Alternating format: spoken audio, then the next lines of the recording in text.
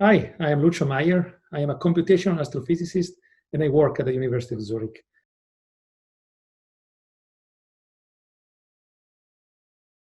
In 1989, I was still a high school student, and the night the Berlin Wall fell, I was at home with my parents, and I remember we watched TV all night together to see what was happening.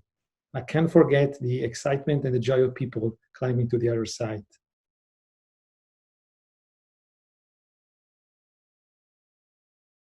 As a child, I was already very interested in nature. My first passion was fossils. I wanted to become a paleontologist, but then very quickly I started being really attracted by the sky, and physics and astronomy became very quickly my main interests. So in the end, I did really what I wanted. I can only say I'm really a lucky person.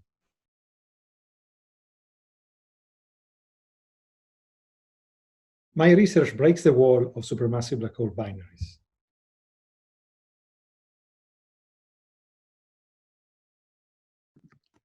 Supermassive black holes are gigantic objects weighing from 1 million times to 1 billion times the mass of the Sun and living at the center of galaxies. When two galaxies collide, a common phenomenon in the universe, the two black holes come closer and closer as the two galaxies fuse into one. And eventually they form a binary when their separation becomes as small as about a light year. The surrounding matter keeps shrinking their orbits further until they reach a separation about the size of the solar system, at which point they start emitting gravitational waves and eventually merge. In 2034, the European Space Agency will launch an amazing instrument called LISA, which will be designed to detect gravitational waves from supermassive black hole binaries. However, understanding the formation and evolution of the binaries is a daunting challenge. The reason is that this involves a huge range of spatial and temporal scales and a huge variety of physical processes, so that until recently, no single calculation could model the whole process in one go.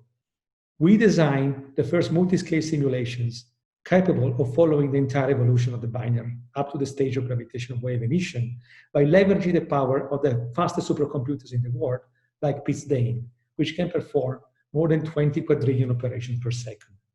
Thanks to these facilities, we achieved many unexpected new results, such as that the two black holes can reach the stage of gravitational wave emission 100 times faster than previously thought, only 1 million years after the galaxies merge.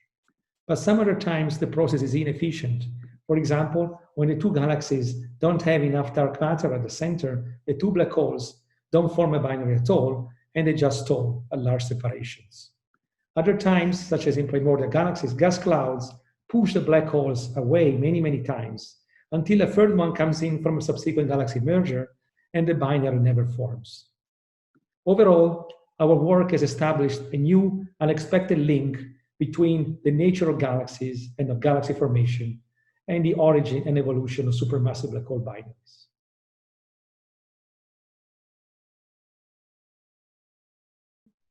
I think society can benefit from our research in at least two ways. The first one is technological.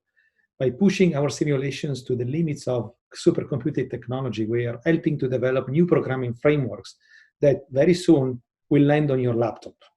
And in the other direction, we are aiding the effort of gravitational wave astronomy, which is really a completely new way to look at the universe. And in addition to the things that we expect to see, there is a lot of unexpected discoveries ahead of us. And I like to compare this situation with the beginning of the 1800s, where scientists began to understand electromagnetism. After that, a lot of applications came out. The entire industrial revolution was sparked from that.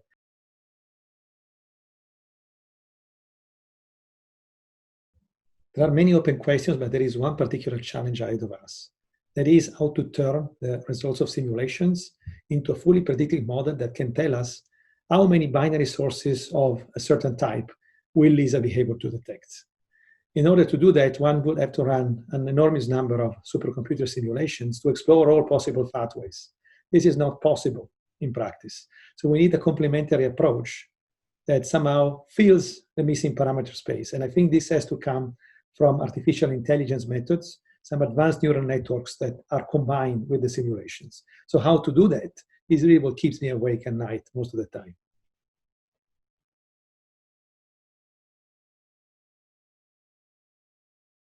So this journey into the unknown is really what makes other people, normal people, my children, very excited about what we do.